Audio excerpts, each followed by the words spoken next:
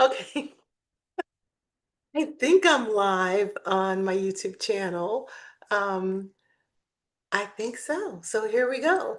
All right. So I haven't gone live on YouTube in a long time, but I wanted to get you guys some good content. So my question for you, are you stressed? There's so much going on. I'm looking at myself here. Are you stressed? Maybe you're beyond stress. Maybe you've gone like all the way to burned out or burnt out, right? So I was thinking about this. I was thinking back when I was living in New York City. Um, my daughter was like about 3 years old at the time, and I was working as an account manager at a tech firm. And I remember I had been there for like 6 years. I had gotten promoted to senior account manager, and I had had a lot of success in that role. But then things started to change at the company. So they started doubling our objectives and taking away our good accounts. So it got to a point where it was really impossible to succeed. I was stressed out all the time. And the thing with me, I think this was the first time that happened, but the thing with me is my left eye would start to twitch. So I know now that to watch out for that left eye twitching. But anyway, so at the time, my left eye started twitching constantly. And I finally went to see a therapist and I explained my situation. And the therapist was basically like, you need to get another job. So I did. I got another job, and that was my way of managing my burnout, right? And it is common, right? It is very common for people to get stressed out at their jobs and decide, you know what, I can't stay here anymore, and decide to do something else. Oh, wait a minute. I feel like starting over because I want captions on this, you guys. Um, all right, I'm just going to turn the captions on now. There we are. We've got captions. Okay. So anyway, I was telling you that that is one way to prevent burnout, just to kind of leave the situation. But the thing is, sometimes we can't always leave the situation. Suppose like you are waiting on your retirement package and you don't want to leave the job. Or, suppose it's at home. You may not just want to leave your house or leave your leave your family, right? So today's topic is preventing burnout at work and at home. So I want to say welcome to Mindfulness Thursdays. Bear with me as I move to a new channel. My name is Trish Ahjel Roberts. I am a transformational leadership coach, a corporate well-being strategist, keynote speaker, and four-time author. And as you can see from my particular garb today, that I believe in authentic leadership, I believe in being yourself, and I believe in appropriateness. So we show up in spaces the appropriate way for that particular space. And because now I'm on YouTube today, I'm showing up with my hair wrap and and my shawl, right? So Mind Blowing Happiness is a space for women leaders to catch a breath and walk away with tools that they can use on their journeys as leaders and as human beings who are striving to get better. Before we start, I like to talk about this idea of leadership, right? Because, I came from this background in tech and in finance where I used to wear, black and navy blue suits. And I used to wear my hair very conservatively and conservative earrings and all of those things. So I was dressing for those roles, right? But that's not the only way that leaders show up. Leaders might show up as corporate leaders, vice presidents, senior vice presidents, CEOs, C suite, all of that, and they may show up in that uniform, but leaders also show up like me as entrepreneurs or as parents or as community leaders. So I want you to also think about all the ways that you might show up as a leader, and then also this idea of self leadership. Because the funny thing that I've learned over the years is that some of the senior vice presidents, some of the C suite leaders do not have that leadership over their own selves, that sovereignty, right? That ability to be self guided and self directed in their own lives. All right. So expand this idea of leadership and then join me as we catch a few breaths together. So I love doing this. When you rub your palms together, It generates warmth. And this warmth is more than just heat, it's energy. So it's energy that you can use in healing, in burnout prevention, right? That's a topic that we're going to get into. So this heat doesn't mean nothing. It actually means something. So create some heat with your palms. Take your right hand over your heart, take your left hand over your belly. You can probably even feel the vibration in the palms from the heat that we've generated together. So go ahead and let that heat, let that vibration go to the heart, to the belly, and then just check in with yourself. So maybe you notice the beating of your heart. Maybe you notice the rise and fall of your breath. See what you notice. And then we're just going to take 3 cleansing breaths together. So inhale through the nose, let the belly fill. The belly, not the chest, let the belly fill. And then exhale with a sigh. And again, inhale through the nose, let the belly fill. Exhale with a sigh. And last one, inhale through the nose, let the belly fill. Hold the breath at the top. Hold it, hold it, and then let it go.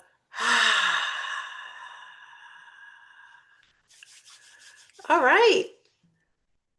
So when we think about this idea of burnout, what is burnout, right? It's when your stress level reaches a point where it feels like a burning, it feels like a boiling point, it feels like a point where you're so uncomfortable that you need to take some action. And there are a few ways of looking at preventing burnout, whether it's at home or whether it's at work. And some of this I wish I knew way back then, right? So, one thing is to look at our relationships.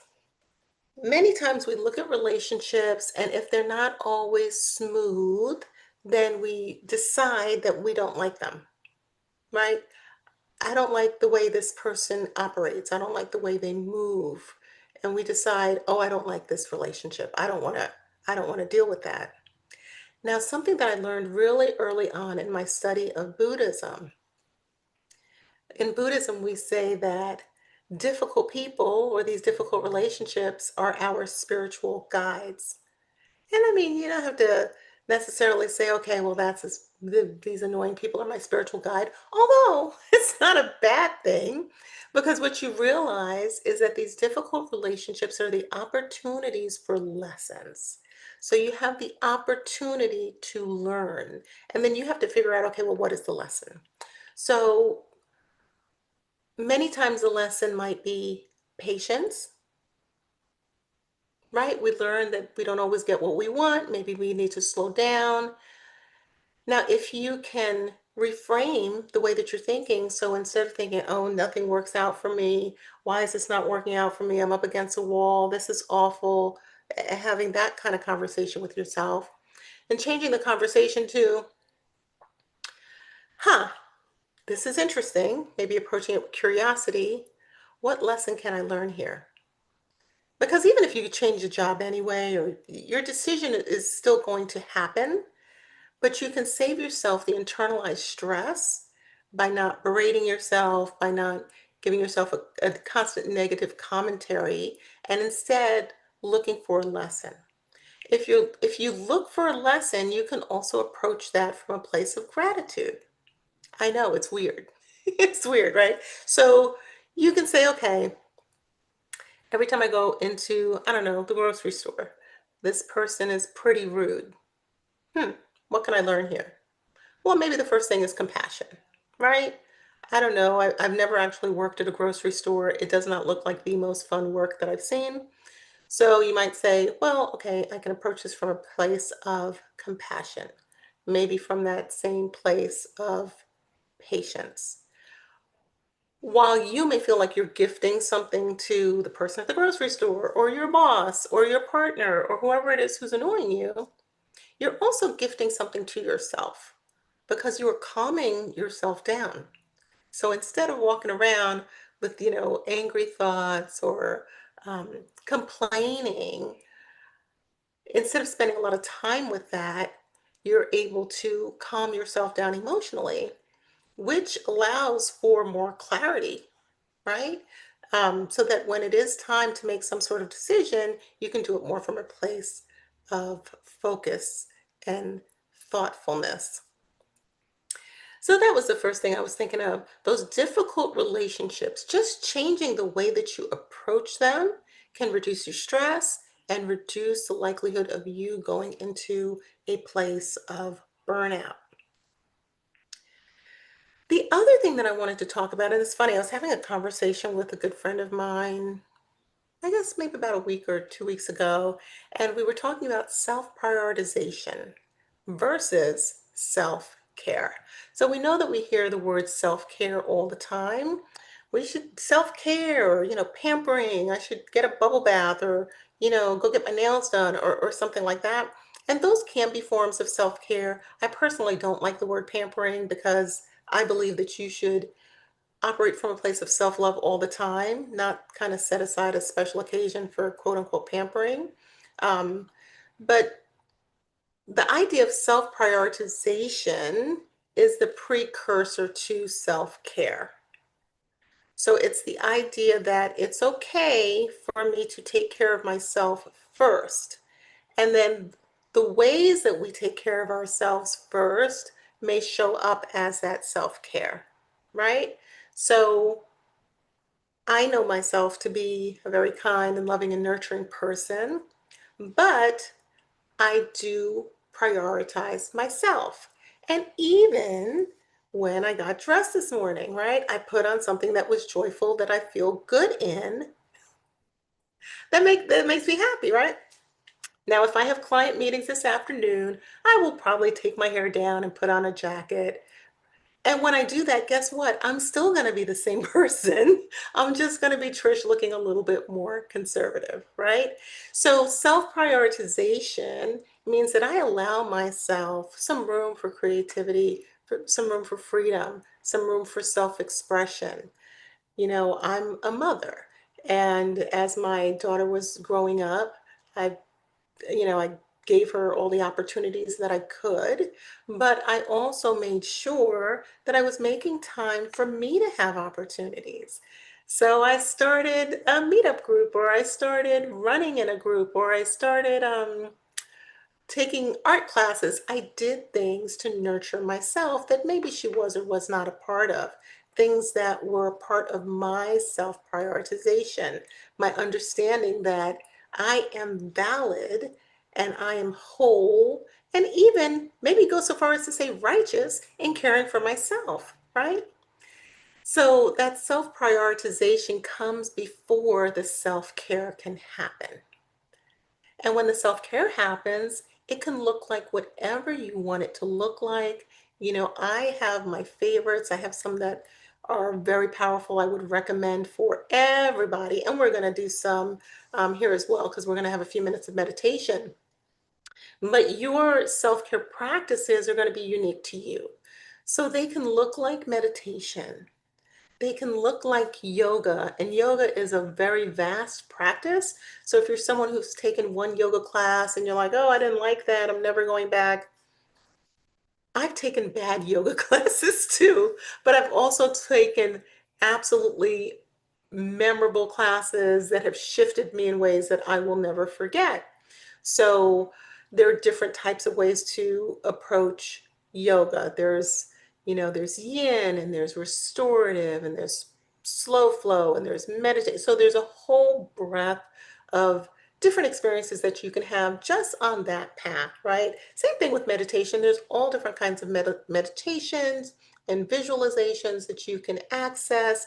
I'll be creating more of that type of content for my YouTube channel um, here. So look for some of that coming from me. Other ways that you can practice self-care, it could be anointing yourself with oil, something as simple as that, as opposed to it having to have a purpose. Some of us, we put fragrance on in the morning because we feel like we have to wear fragrance. Suppose you don't put it on because you feel like you have to. Suppose you put it on for yourself at the end of the day, at home, before you go to bed. Suppose it's an anointing, the wrists, the temples, something that feels sweet and special for you. Again, we talked about taking a bath, which is which is always nice, but it could be a bath, it could be an Epsom soak, it could be something with rose petals or tea, or there's so many beautiful ways to approach that as an opportunity for stillness. It could be silence, I know when you have small kids, sometimes you just want to lock yourself in the bathroom and just have 5 minutes of silence without it necessarily being meditation or anything else. Um, it could be time off. For some folks, time off means that you have to get on a plane and travel somewhere, or you have to get in your car and go somewhere. Time off can just be a staycation. It could be staying at home. It could be just having a day where you relax and maybe watch your favorite TV show or go for a nature walk or whatever. Sometimes we just need that stillness, that time to ourselves so that we can process the things that are going on around us and so that our nervous systems can calm. Journaling is another of my all-time best practices. When I have a lot going on and I'm trying to make sense of it, you know, you can't really capture it in your mind the way sometimes we think we can. Like we'll just think through things. It really helps to write it down.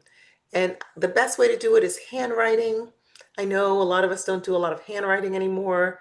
I don't even do a whole lot of handwriting anymore. I do it for short journaling entries. I don't do it for the long ones. For the long ones, I'll type them up.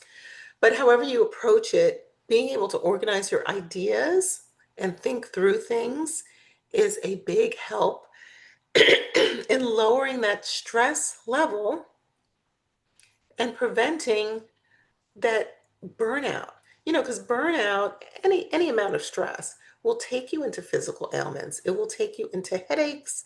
It can take you into stomach, digestive type issues. It can take you into body aches. It can take you into body pain. It can take you into mental health issues. It can basically take you every place that you do not want to go. Besides the impact on, finances, if you're not showing up at work the way you're supposed to, your relationships, if you can't show up at home the way you want to. So it is so important to get a hold on that.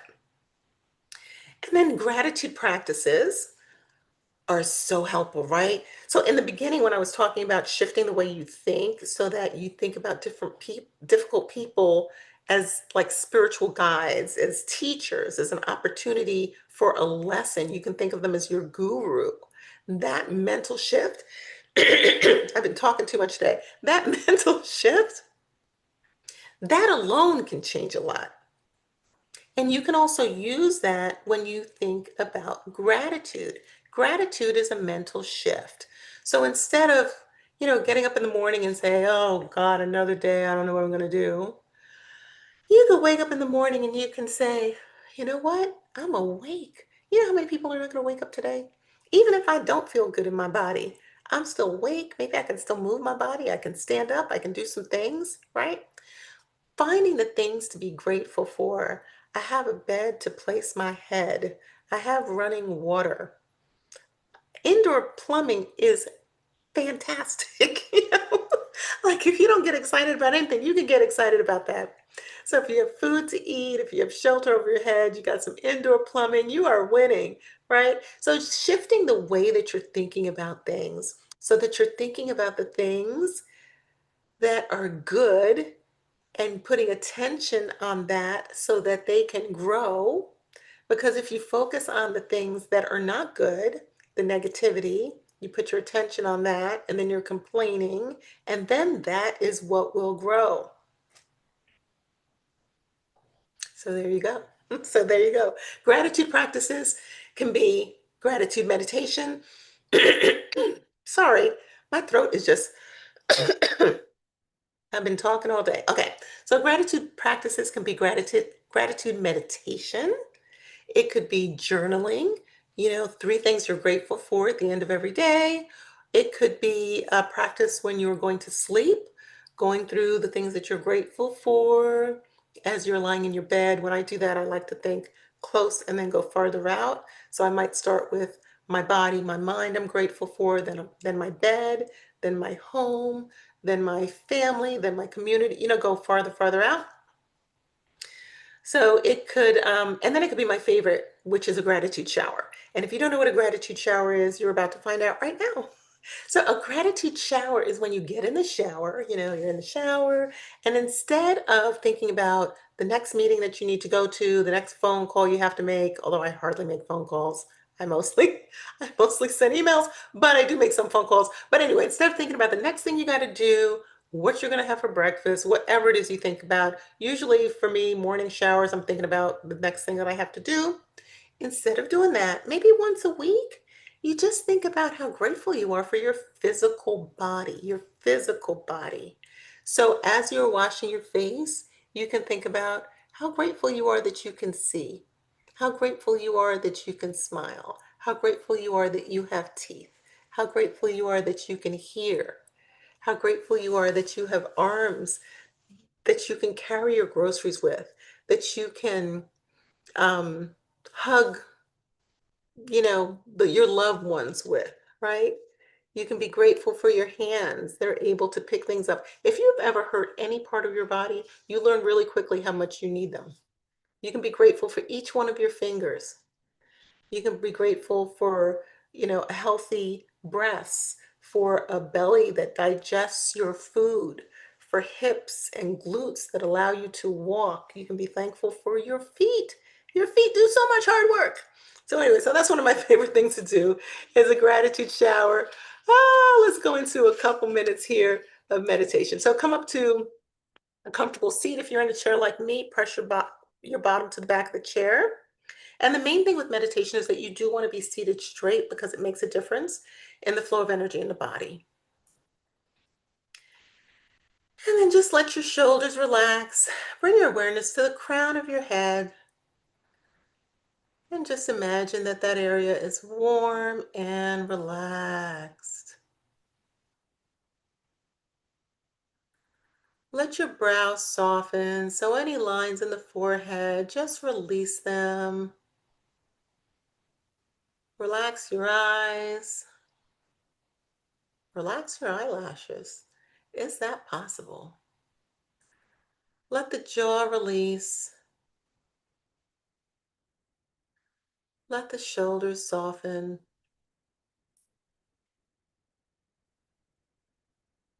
Relax your chest and your belly, your hips, your thighs, your calves. Relax your feet.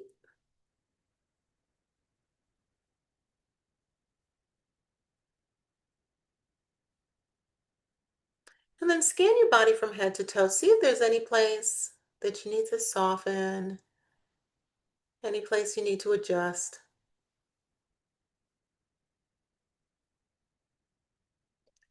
And then bring your awareness to your breath. So you don't want to change how you're breathing. You just want to notice the subtle sensation of air as it enters and leaves the body, right at the tip of the nostrils. You might notice it's cooler on the inhalation, warmer on the exhalation. See if you can just notice that.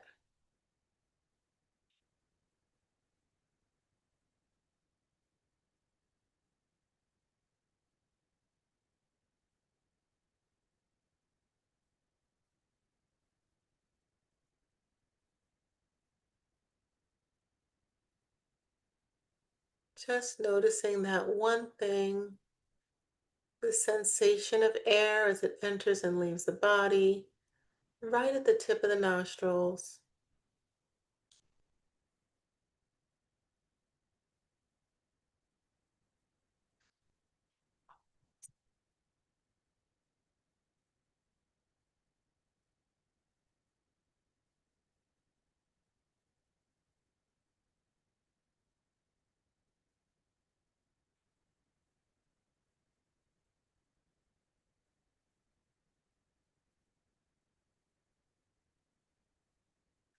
If your mind wanders, just bring it right back to the breath. No judgment, just redirecting yourself with kindness and compassion, as if you were talking to a child or someone that you love.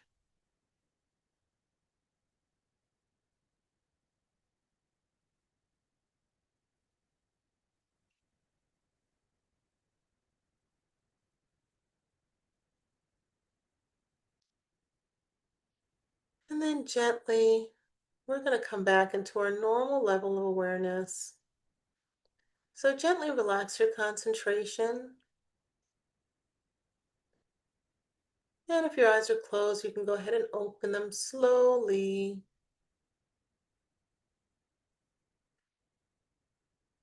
And we'll rise from our meditation. All right, so I always like to leave you with an actionable step that you can use. Um, and this week, I would like you to think about what is one self prioritization or self care step that you can take this week. So it could be, if you really feel like you're struggling to prioritize yourself, your step might be journaling, maybe journaling around that question. What does self prioritization mean for me? Why is it difficult for me to prioritize myself? Um, and then for self-care step, that's usually a lot easier. Most people can choose something nice to do for themselves as a self-care practice. And I've given you a bunch of ideas that you can run with. All right, let's close it out with a few breaths. So rub your palms together. Take your right hand to your heart, your left hand to your belly. Inhale through your nose, let your belly fill. And exhale with a sigh. Again, inhale through the nose. Exhale with a sigh. And the last one, inhale through the nose. This time, hold the breath at the top. Hold it, hold it, and then exhale with the loudest sigh yet. All right. So if you are not getting my newsletter, it's called Mind Blowing Monday 123. And you can get that directly into your email box every Monday morning. I encourage you to sign up. You get one quote, two questions, and three ways to lead with joy for the upcoming week. You can register on my website. You can also follow that newsletter on my LinkedIn. And I'm excited about YouTube. So I look forward to putting more content on here and helping you reach your full potential. Have a wonderful rest of your day.